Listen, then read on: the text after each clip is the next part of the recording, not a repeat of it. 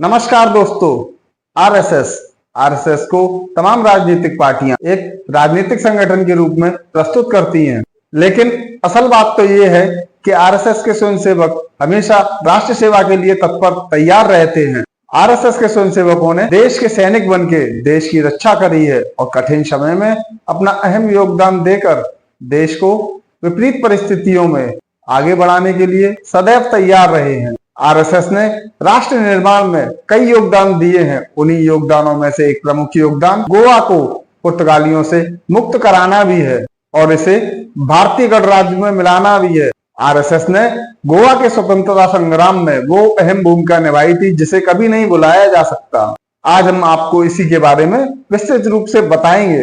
दोस्तों, क्या आप जानते हैं कि गोवा की आजादी को लेकर नेहरू जी की क्या राय थी और वो कौन कौन से आरएसएस के कार्यकर्ता थे जिन्होंने गोवा की आजादी के लिए अपना बलिदान तक दे दिया था। अगर आप जानना चाहते हैं तो वीडियो को पूरा देखना और हमारे चैनल राष्ट्र महिमा को सब्सक्राइब अवश्य कर देना। दोस्तों, आप सभी लोग ये तो जानते ही हैं कि सन 1947 में भारत को अंग्रेजों से आजादी मिली थी, लेकिन क्या आप ये भी जानते हैं कि आजादी के बाद भी भारत के कुछ हिस्से पुर्तगालियों और फ्रेंचों के अधीन थे।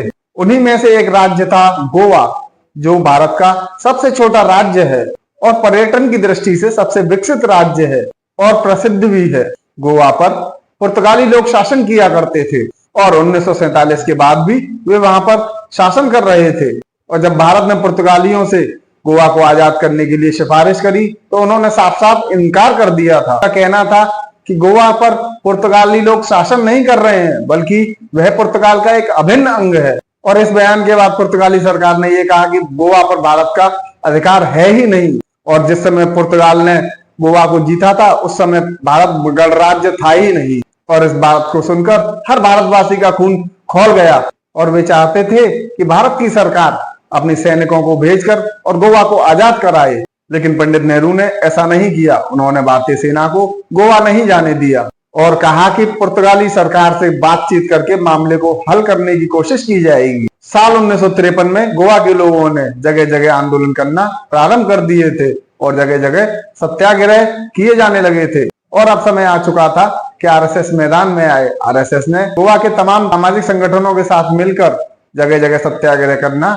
आरंभ कर दिया था। 22 जुलाई 1955 को सत्याग्रह की इस टोलियों ने दादर एवं नगर हवेली में घुसकर एक कांस्टेबल और वहां के पुलिस अधिकारी को मार दिया था और इसके बाद पुर्तगालियों के अधीन दादर एवं नगर हवेली में एक गांव में अपना अधिकार जमाने में सफल हो गए थे। 15 अगस्त 1955 को आरएसएस से प्रभावित होकर कर्नाटक के एक जनसंघ के नेता केशरी जगन्नाथ राव जोशी ने करीब 3000 लोगों की भीड़ इकट्ठा करके आंदोलन किया था और आजादी की मांग को लेकर शांतिपूर्ण तरीके से प्रदर्शन किया।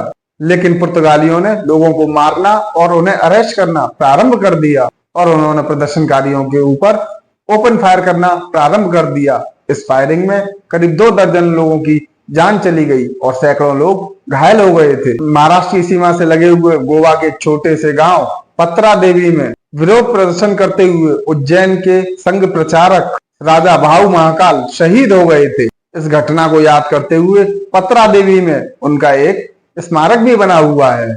इसके बाद भी ना तो पंडित नेहरू ने और ना ही भारत की सरकार ने अपना रुख बदला, लेकिन आरएसएस ने इसी प्रकार अपने आंदोलन जारी रखे।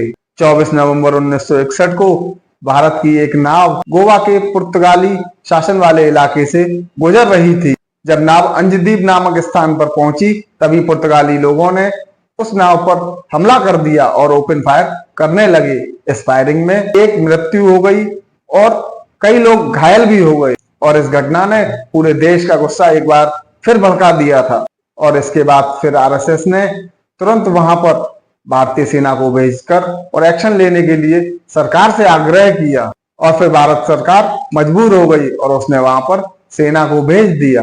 भारत के वीर सैनिकों ने ऑपरेशन विजय के अंतर्गत 18 दिसंबर 1961 को गोवा में प्रवेश किया और जल थल वायु सशस्त्र सेनाओं ने पुर्तगालियों पर हमला बोल दिया। पुर्तगाली सेना भारतीय वीर सैनिकों के सामने मात्र 36 घंटे ही टिक पाई और उसने अगले दिन 19 दिसंबर 1961 को रात 8:30 पर घुटने टेक दिए और इसके साथ ही गोवा पर से पुर्तगालियों का 451 साल पुराना शासन समाप्त हो गया। इसके बाद पुर्तगालियों ने तमाम जगह हाथ पैर मारे, ब्रिटेन और अमेरिका जैसे देशों का साथ लेकर भी वह आया, लेकिन भारत के सामने उसकी एक न चली।